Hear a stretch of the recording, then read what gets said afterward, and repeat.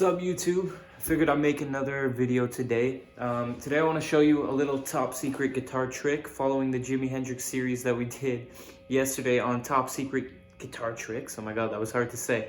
I want to show you how John Frusciante can do magical things over two chords just using simple triads, and how you can create space between notes like he does on riffs like Scar Tissue and countless others. So it's going to be simple today, and I'm expecting that you guys are already kind of intermediate level guitarists that can follow with me when I talk about triads and chords.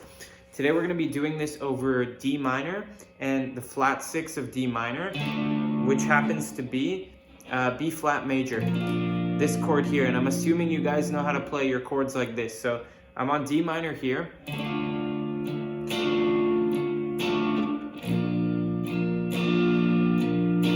So we know, first of all, when you're in a minor key, the flat 6 chord, so this chord here, can be played as a major 7, because the major 7 of the flat 6, sorry, this sounds complicated already, is actually the 5 of D. Okay, forget what I just said, I just made it too complicated, but these chords, bottom line, sound nice together.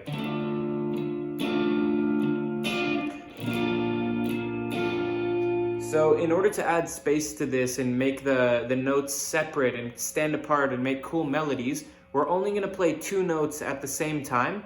And the notes we're going to hit, we're going to try target the good notes of each different chord. So we're playing the changes, but we're playing them very simply, and we're playing them with space. And you're going to see how this comes together. So point 1, let's talk about good notes. What is a good note of a chord? So we know that a chord generally contains a triad, and a triad means 3 notes: the 1, the 3, and the 5. 3 notes together that make it a chord. So in a minor chord, we have the root, and we have the minor third, and we have the 5th. Those notes make up a D minor, for example. So what we're going to do on our D minor shape first is we're going to identify all those good notes in the chord. Where are they? So I know my D root is here on the A string on the 5th fret. Okay, I know the 5th is above it. So here's the 5th. Here's the root. If I count 3 semitones from the root, I have the 3rd here. I have a 5th here, like a power chord. Here's a 5th. Here's the root again, an octave. Right? If you can see my fingers, hopefully you can see. Okay, I know I have a minor 3rd here. And I know I have the 5th here. So those are my good notes in D. Similarly, you can play the triad up here. Or like this. Or like this. Or like this. Okay, so those are my good notes in D. What about in B flat major? So I have this Jimi Hendrix shape of a major chord here, a bar chord, if you can see my hands. Okay, so I know the good notes here are, okay, I have the root here. I know I have a 3rd right behind it. Okay, I have a 5th here. I have the root again, the octave. Okay, I have the 3rd here. I have the 5th. And I know, since we're playing in the context of D minor, I can also play some added notes that will make it sound good, like the 5th of D is the major 7th, 1 behind the root of B flat major. Okay, that sounded really complicated. I sincerely hope you got it, but basically the big idea is we have 2 chords, and we're trying to find good notes in those chords with the triad. So you're going to have to sit with these chords and really see where the good notes are. So I just showed you. You can use your ears, you can use your hands, you can look at a chord chart, you can map it out for yourself. Where's the 3, where's the 5? But that's not the point. The point is, okay, now that we know all that, I'm assuming you know all that, let's put that together and merge it into a concept that's going to improve our playing. So I'm going to show you John Frusciante's trick. And John Frusciante's trick is taking a good note and hitting another good note, but far away, skipping a few strings, and then hanging out on that higher good note, but changing the bass note. So for a simple example of this, let's start with the D, and its minor 3rd over here. So we have the D, the A string 5th fret, and the B string 6th fret. That's the root and the minor 3rd. So let's play that together.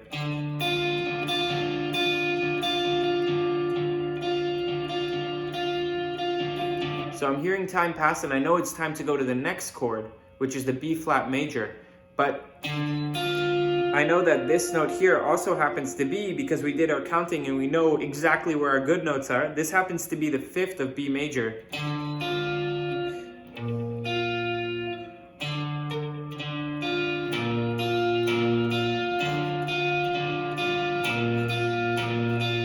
So now we can use those two to create space, and we're gonna create, this dimension.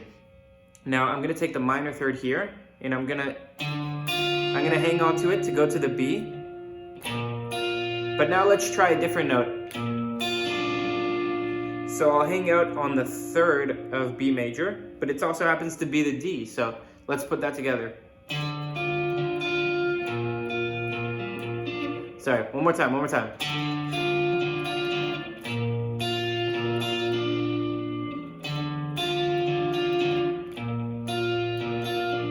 Okay, so now I'm on this note here.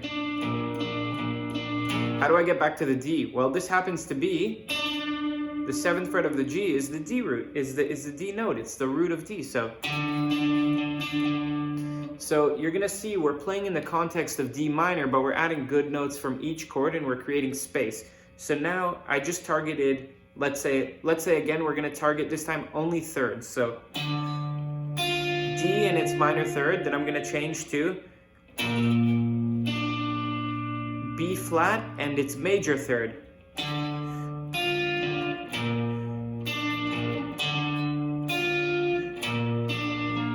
So now let's add other notes. Let's add the 3rd and the root. So I know the root of D is here, the 7th fret of the G, and I know the minor third's here, the 6th of the B string. Sorry. So let's do that.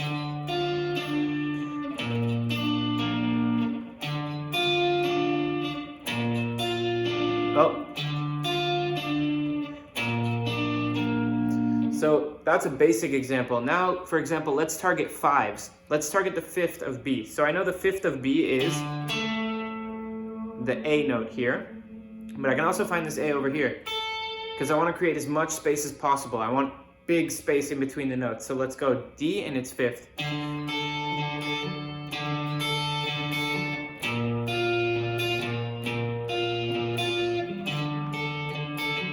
So that's an example of using fifths. You ever wonder how the riff Scar Tissue came out? It was probably John sitting around messing around with this. If I were to take Scar Tissue, let's put it in a different key. Let's play it in C because I don't want to get copyrighted. It's C, the major third. All he's doing is playing thirds on 3 chords.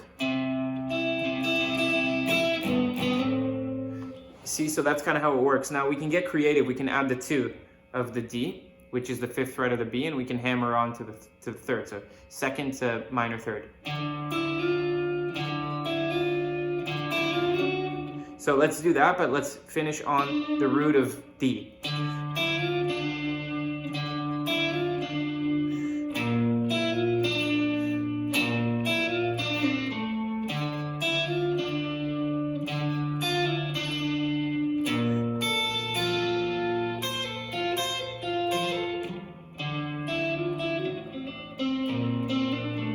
And so I'll teach you one last trick. You guys really have to sit around and play with this. It takes hours, but here's a cool one. We're gonna play a D with the minor third like I taught you, and then you're gonna hammer on like this from the 5th to the 7th and hit the B flat with your thumb. So it's gonna sound, because we know that the B here and the 7th on the G is the major third. So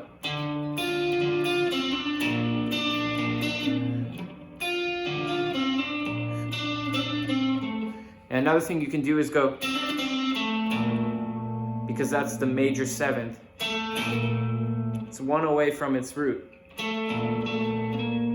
Man, I really hope this lesson wasn't so confusing, but I just wanted to share an idea with you to play around with. It's not exactly clear. It's an artistic form. It's a form of creation, but it's really landing on good notes and creating space. So I hope you enjoyed.